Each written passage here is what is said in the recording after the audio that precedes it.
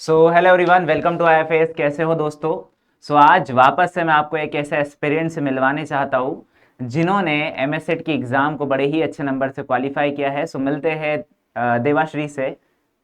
Welcome. Thank you, sir. Good evening, everybody. आपके बारे में कुछ इन्फॉर्मेशन जो कि हमारे एस्पिरेंट्स को पता चले कि आखिरकार आपने एमएस सेट के बारे में कैसे सोचा और क्वालिफाई कैसे किया। Okay, so first of all, I'm Devashri Deshmukh. I'm from Akola, and I have completed my graduation and post-graduation from Sri Shivaji College, Akola.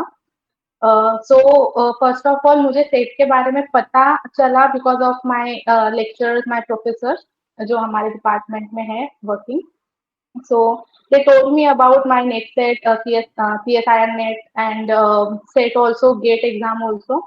So they told me the proper process of studying. Actually हमारे syllabus में भी काफी part जो है उसमें included था।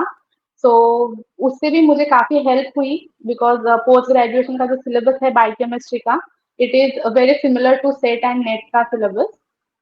सो that help me also and I have purchase IPAS classes a year before. That was a recorded session, and that books that included in IPAS courses, that also helped me a lot.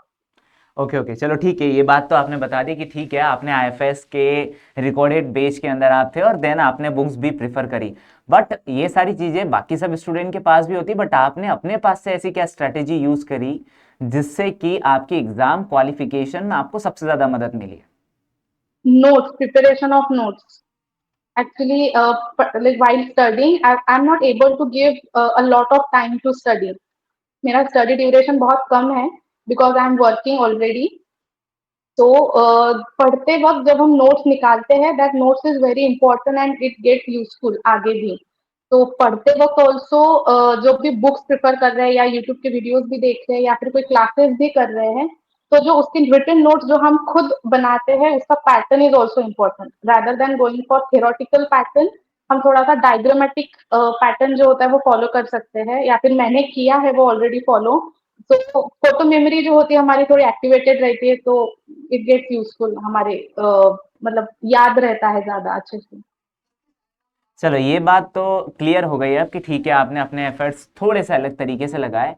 Then next मेरा question ये रहेगा कि आखिर जब आप तो recorded course में थे, आपका टीचर्स के साथ डायरेक्टली कोई कनेक्शन नहीं था, बट अगर कोई डाउट्स आपको आता था तो फिर आप उसको कैसे क्लियर करते थे? अगर कोई डाउट्स है भी, एक्चुअली रिकॉर्डेड सेशन जो है मैंने ईयर बिफोर परचेज किया था। तो जो डाउट्स भी थे, काफी डाउट्स एक्चुअली क्लासेस में ही कवर हो जाते थे। मोस्ट ऑफ द टाइम ऐसे होता ही नहीं था कि बहुत ज्यादा डाउट्स है।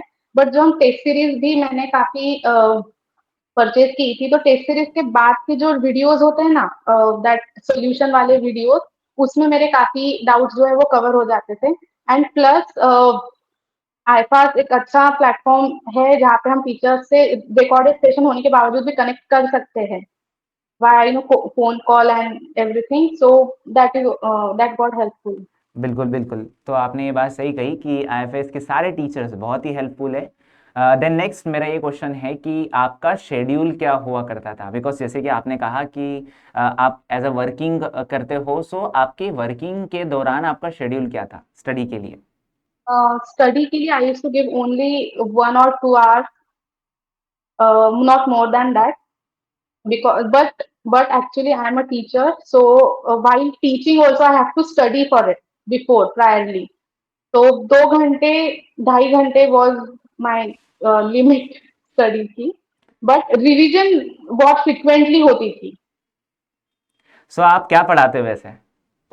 uh, मैं पीजी के स्टूडेंट्स को पढ़ाती हूँ, so basically advance mole biology and genetics was my part. बहुत बढ़िया बहुत बढ़िया, मतलब आप तो वही सब्जेक्ट पढ़ाते हो जो कि महाराष्ट्र सेट में पूछे जाते हैं।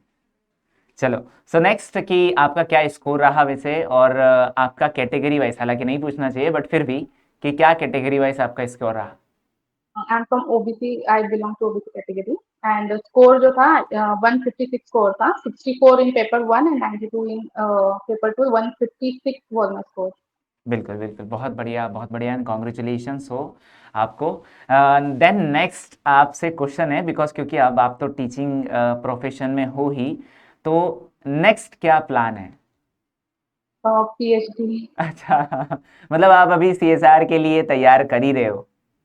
बिल्कुल बिल्कुल, बहुत बढ़िया। सो वैसे आपने हमारे मैपिंग सीरीज वगैरह वो सारी चीज़ें भी देखी होगी, तो वैसे क्या रहा इस बार CSR का भी? CSIR score I got, but it was not like a very good score. I got 78 percentile something okay because I okay. was not able to give that much time for CSIR. हाँ हाँ, वो बात तो सही है वैसे कि हमें जॉब के साथ साथ थोड़ा सब कुछ चीज़ें मैनेज करना मुश्किल हो जाता है। बट ठीक है, आपने बहुत ज़्यादा एफर्ट्स लगाए एंड देन कम टाइम में भी आपने अपने इस पूरे ड्यूरेशन के दौरान ये चीज़ सिद्ध करी कि आखिरकार कम समय में भी हम MS सेट जैसे एग्ज़ाम को क्वालिफाई कर सकते हैं। चलो then next and last question आपसे कि आप बाकी सारे एस्पिरेंट्स को क्या कहना चाहेंगे जो कि आपने कुछ ऐसी प्रॉब्लम फेस करी हो या कुछ बहुत ही अच्छा गुड आपने फेस करा हो कि हाँ यार अगर ये कर लिया तो मैंने अच्छे मुझे रिजल्ट मिले, तो आपके तरफ से कुछ ऐसा? यस, एक्चुअली रादर देन मतलब अभी तो हम बहुत बार बुक्स वगैरह प्रेफर करते ही है, of course that is necessary, but जल्दी किसी चीज को समझने के लिए हमको विजुअलाइजेशन इज इम्पोर्टेंट। तो if you are watching some videos या फिर हम थोड़ा सा फोटो मेमोरी हमारी एक्टिवेटेड रखते हैं, कोई डायग्राम्स बार बार बनाते हैं, तो वो बहुत जल्दी समझ आता है रादर देन हम थियरी पढ़ रहे हैं। तो एक ये चीज मुझे ऐसा लगता है कि मुझे काफी हेल्पफुल रहा है through out the journey. And second thing is revision, like revising it again and again. तो क्या होता है जब हम रिविजन करते हैं तब ड्यूरिंग रिविजन के सेशंस हम और एड ऑन करते रहते हैं नॉलेज को, तो वो भी बहुत हेल्पफुल होता है। रादर देन हर चीज पढ़ने से अच्छा है आप जो पढ़ रहे हो वो प्रॉपरली पढ़ो, मतलब पूरा सिलेबस कवर ना करते हुए जितना भी सिलेबस आप कवर कर रहे हैं वो 100% हो, सो दैट उसके मार्क्स नहीं जाने चाहिए। चलो सो थैंक यू देवाश्री, और आपने बहुत अच्छी जो स्ट्रैटेजी बताई बाकी सारे एस्पिरेंट्स को, और होप सो नेक्स्ट शायद आप ही सभी लोगों का होने वाला है। तो then thank you Devashree and again congratulation. Okay.